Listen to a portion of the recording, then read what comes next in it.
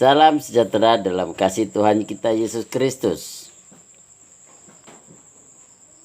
Kesempatan ini mari kita sama-sama belajar tentang firman Tuhan yang terdapat dalam kitab Mazmur pasal 122 ayatnya pertama sampai dengan ayat ke-19. Demikian bunyi firman Tuhan, doa sejahtera untuk Yerusalem. Nyanyian Syara Daud. Aku bersuka cita ketika dikatakan orang kepadaku, mari kita pergi ke rumah Tuhan. Sekarang kaki kami berdiri di pintu gerbangmu, hai Yerusalem. Hai Yerusalem yang telah didirikan sebagai kota yang bersambung rapat. Kemana suku-suku bersiara, yakni suku-suku Tuhan, untuk bersyukur kepada nama Tuhan sesuai dengan peraturan bagi Israel. Sebab di sanalah ditaruh kursi-kursi pengadilan, kursi-kursi milik keluarga Raja Daud. Berdoalah untuk kesejahteraan Yerusalem. Biarlah orang-orang yang mencintaimu mendapat sentosa. Biarlah kesejahteraan ada di lingkungan tembokmu dan sentosa di dalam purimu. Oleh karena saudara-saudaraku dan teman-temanku, aku hendak mengucapkan, semoga kesejahteraan ada di dalammu.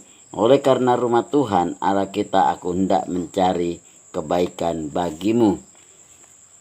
Puji Tuhan, firman Tuhan di sini mengajar kepada kita semua sebagai orang-orang yang percaya kepada Tuhan. Sekalipun kita berkata menjadi orang Kristen, tetapi jika hidup kita tidak bisa mengutamakan Tuhan, maka hidup kita akan menjadi sia-sia. Bagaimana kita akan bisa berkata mendapatkan kemurahan Tuhan kalau kita tidak bisa mengutamakan Tuhan? Daud di sini mengutarakan sebuah statement atau sebuah komitmen di mana dia berkata, ayatnya pertama, aku bersuka cita ketika dikatakan orang kepadaku, mari kita pergi ke rumah Tuhan.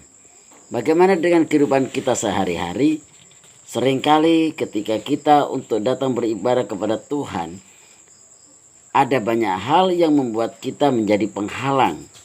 Terkadang jika suasana hujan atau panas, bahkan terkadang seringkali ketika kita melihat situasi keadaan yang terjadi, kita mulai berkata masih ada waktu untuk di hari yang akan datang. Sedangkan Tuhan berkata melalui Nabi Daud berkata bahwa mari kita pergi ke rumah Tuhan. Ada dua alasan yang diungkapkan oleh Daud dalam hal ini. Yang pertama karena Daud dipakai oleh Tuhan. Dia memiliki sebuah komitmen bahwa Daud diizinkan oleh Tuhan untuk terus berdoa bagi bangsa-bangsa. Nah, bagaimana dengan keberadaan kita di hari-hari yang sekarang? Hari-hari ini bukanlah hari-hari di mana saudara dan saya waktunya untuk bersantai-santai. Tetapi Tuhan mau dalam kehidupan kita sebagai umat-umat Tuhan, apapun alasan yang ada dalam hidup kita, Tuhan mau untuk kita terus belajar berdoa untuk kesejahteraan bangsa kita.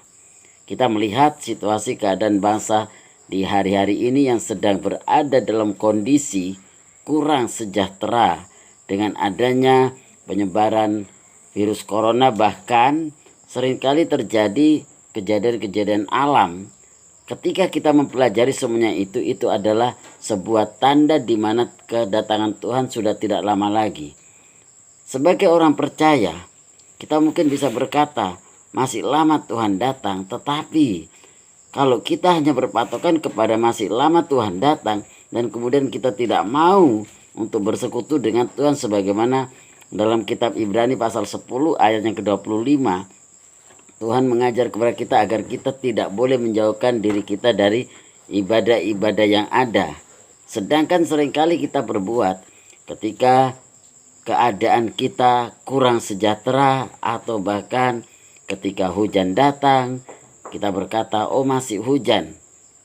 Seringkali kita berkata, cuaca dikasih panas, kita berkata, oh masih banyak pekerjaan saya belum menyelesaikan tugas-tugas saya. Nah, bagaimana jika keadaan itu terus terjadi dalam hidup kita? Apakah kita tidak mau datang ke rumah Tuhan? Dan apakah persekutuan dengan umat-umat Tuhan hanya sebatas ketika saudara dan saya melalui telepon, SMS, atau media-media yang ada? Bagaimana dengan orang-orang yang ada di pedalaman? Disinilah Tuhan mau agar saudara dan saya benar-benar menjadi orang-orang yang hidup benar di dalam Tuhan. Daud mengajarkan dalam kehidupan kita bagaimana kita, ayatnya yang ketujuh, firman Tuhan berkata, biarlah kesejahteraan ada di lingkungan tembokmu dan sentosa di dalam purimu.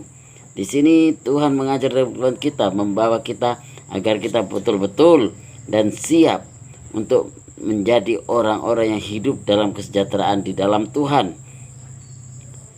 Saudara terkasih dalam Tuhan Yesus, mari kita sama-sama kembali mengingat bagaimana karya kasih Tuhan dalam hidup kita.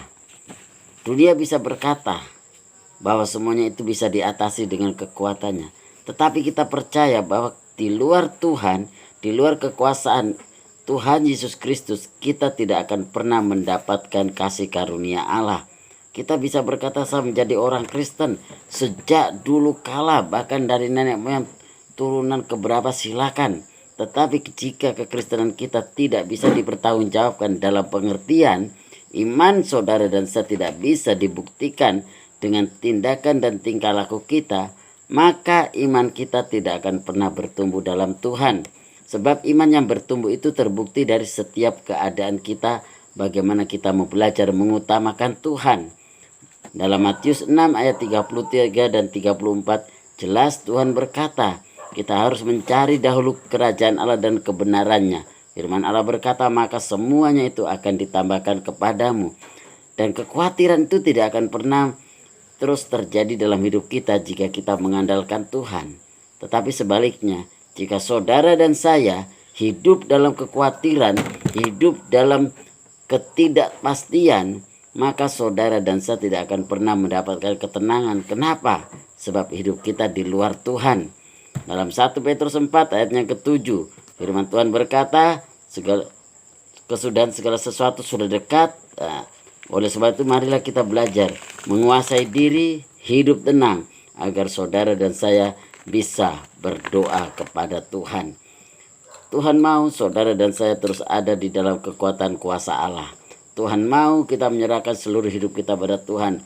Dan yang terutama, apapun kesibukan kita, apapun masalah kita hadapi, ingat, Tuhan tidak pernah membatasi kuasanya untuk menolong saudara dan saya. Inti daripada firman Allah pada kesempatan ini, di mana saudara dan saya sebagai orang percaya, Tuhan mau agar saudara dan saya terus mengutamakan Dia dalam keadaan dan situasi apapun juga.